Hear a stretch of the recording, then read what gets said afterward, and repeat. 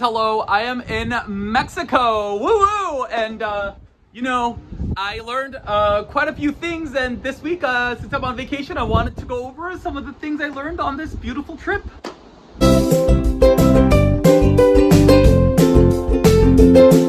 Okay, so number 5 is you have to be respectful of nature. I thought I was being a smartass. So there's like a trail there, and I decided to go off trail and start climbing this because I wanted like an adventure. And I got an adventure because, I didn't know this, but there's like cactuses on the rocks. And so I actually ran right into a cactus and I started bleeding. I had to take off my shirt and tie it around my leg to stop the bleeding. So I felt kind of like a badass. But anyway, so I think like there are places for people to go, but you don't want to get too adventurous or get too cocky around here because obviously, you can get stung with the cacti. The first time I've complained about being stung with anything. Number 4 is it's okay to relax sometimes. Okay, listen, look, I'm in this beautiful place and, but I'm like, as a lot of people know, I'm like really committed to self-development. I run a self-development website. I have a book about self-development. So I was like, what are my problems that I need to work out? You know what? Maybe it's okay for me to not have problems this week. I mean, it's a beautiful place. Can I just enjoy myself? Can I allow myself to relax and enjoy myself? And that's an important skill to learn, especially when you're somewhere. It's important to learn how to enjoy things. Number 3, another thing that I learned is that, we take our resources for granted.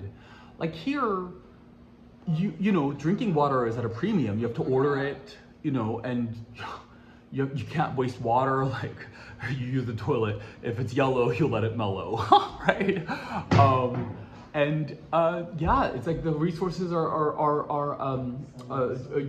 treated with respect, and I don't think we necessarily do that in the States. And so being here kind of makes you think about all the stuff we take for granted. Number 2, it's all about focus. I know we keep changing backgrounds.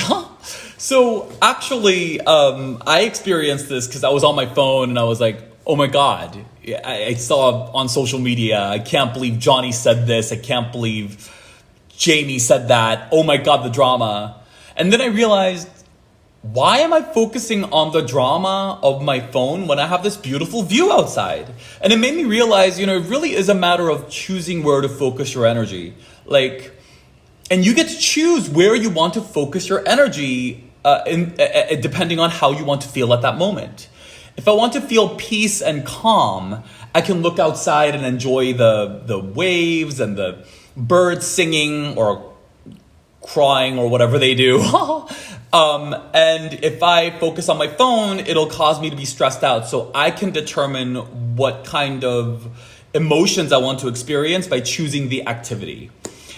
And it gave me insight. It's not about what's out here necessarily. It's about how I choose to focus on what is around me to create my experience, which is a good way to take your power back as far as your emotional experience. I mean, I think about sitting in traffic. And sometimes when I'm sitting in traffic and I'm so frustrated, I realize I can focus on the traffic, or I can focus on the nice AC and the comfortable seat and the music that's playing, and it calms me right down. So it really is a matter of focus, and Mexico really reaffirmed that for me. And the number 1 thing is I found a wonderful new tool for self-examination. I was looking at water, and my friend Iggy Lovesky said, what are you looking at? And I said, oh, the water is so beautiful. He asked me, what do you notice about the water? And I said to him, I was watching the waves crashing in, and I noticed how beautiful the water is in its strength, in its power, in its flexibility to work around the rocks, and its transparency. You could see right through it. And I just found that so beautiful. And then he told me, maybe that is something that you admire in others and yourself. Flexibility, power, strength, and transparency. And he's right. I love powerful, flexible, transparent people who are who they are and they live their life with vigor. And I try to live my life this way. And so those are values that I would like to exemplify.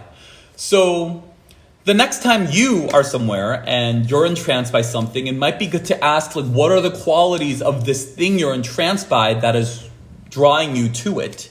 You can identify that and align with those qualities or values so you can create a life that is full of that which you admire. And I thought that was a really cool way of looking at things. I really wanted to take the time this week to honor being in nature and blog about my learning. So I'm grateful I get to share this and to have this opportunity. So thank you so much for watching, and I will see you next week.